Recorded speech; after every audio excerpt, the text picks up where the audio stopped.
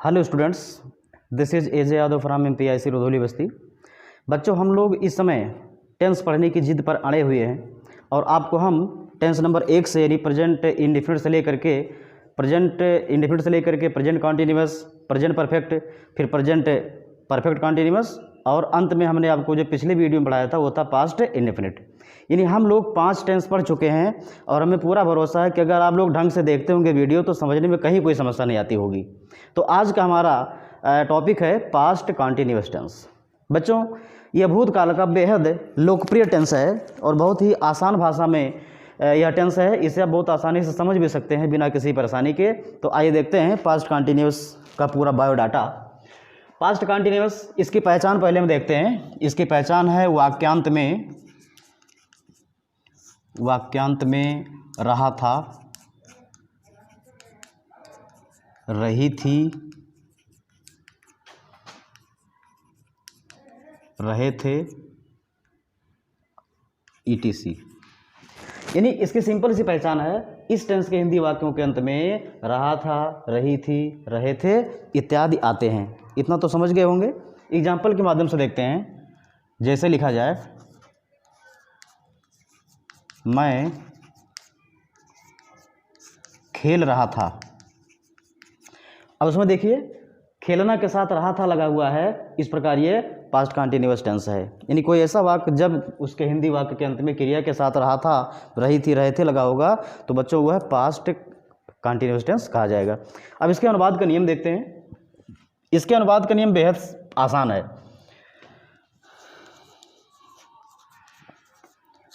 अनुवाद का नियम, बच्चों अनुवाद के नियम में होता क्या है, आई और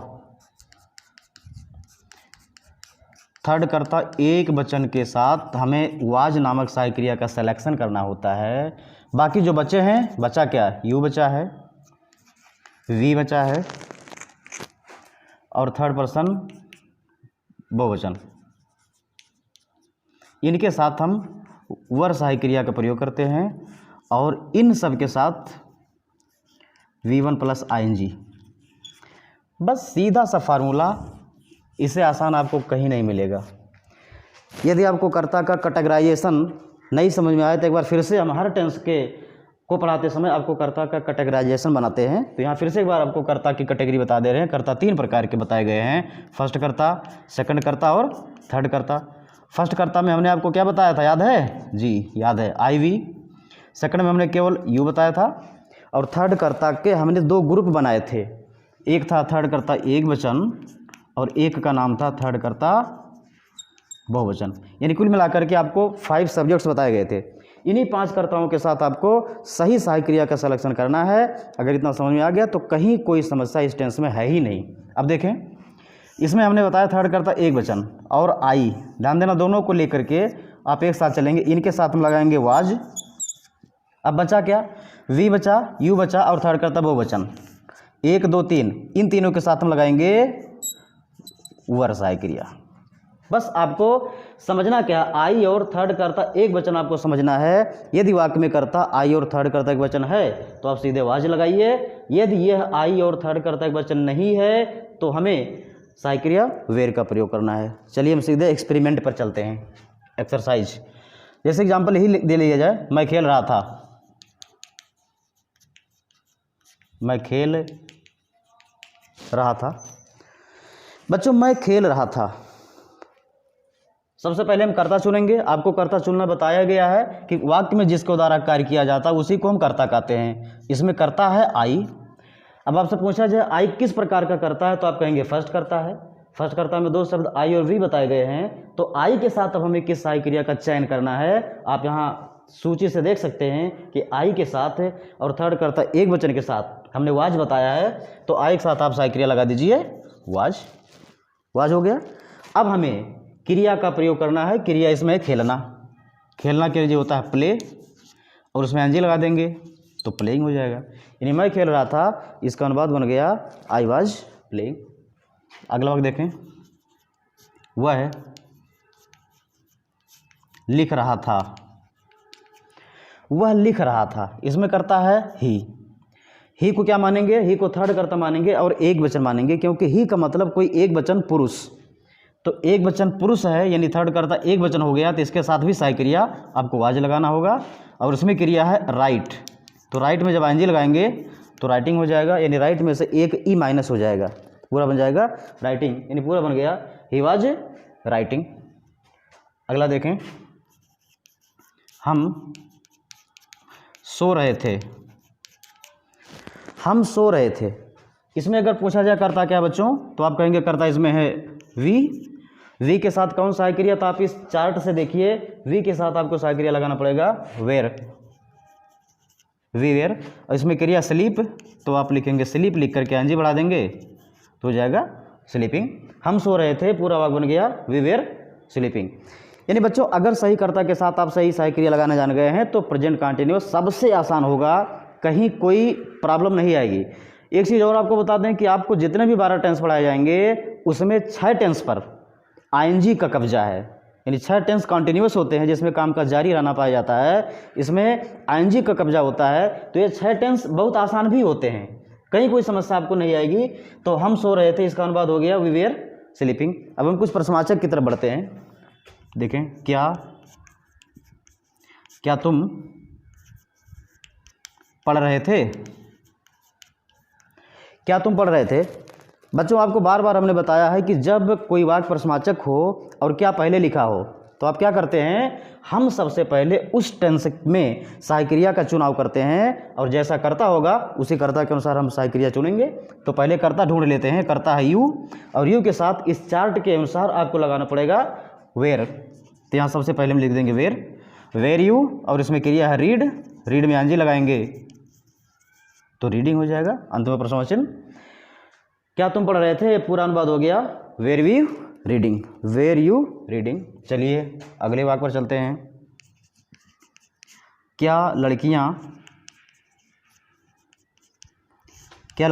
नाच रही थीं, क्या लड़कियां नाच रही थीं। अब इस वाक्य में बच्चों करता क्या है, तो आप कहेंगे द गर्ल्स इसमें करता है, और द गर्ल्स के अनुसार चूंकि ये थर्ड कर्ता बहुवचन है और थर्ड कर्ता बहुवचन के साथ आपको सहायक क्रिया का सिलेक्शन करना होगा वेयर द गर्ल्स। क्रिया है डांस, इसमें आप आंजी लगाएंगे तो ई हट जाएगा, तो पूरा वाक्य बन जाएगा वेयर द गर्ल्स डांसिंग। अगला वाक्य देखें, हम क्या खा रहे थे, हम क्या खा रहे थे।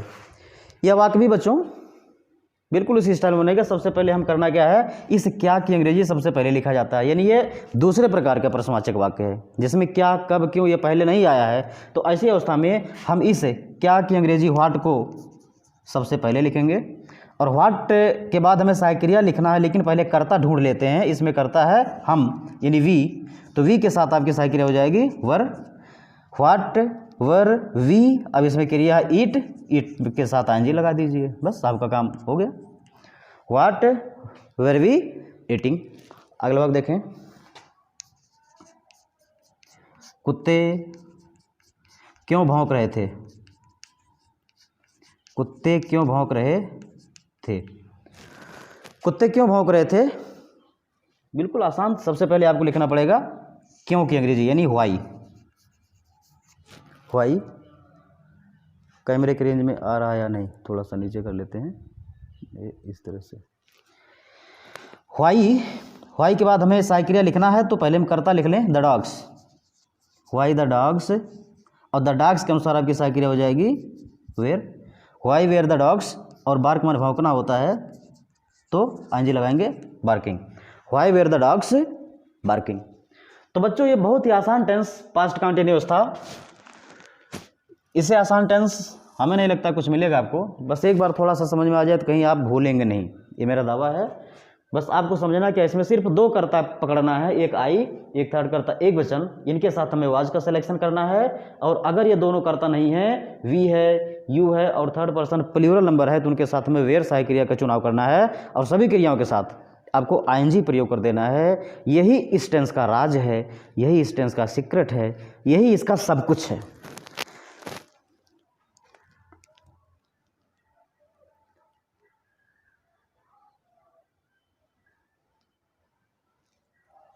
बच्चों अब हम कुछ एग्जाम्पल आपको दे रहे हैं, आप उसको अनुवाद कर लीजिएगा और अपने आप को जांचिएगा कि हम इसमें कितने मजबूत हुए हैं या हम उसको कैसे हल कर पाएंगे, और उसमें कहीं कोई दिक्कत आएगी तो आप हमको बताइएगा।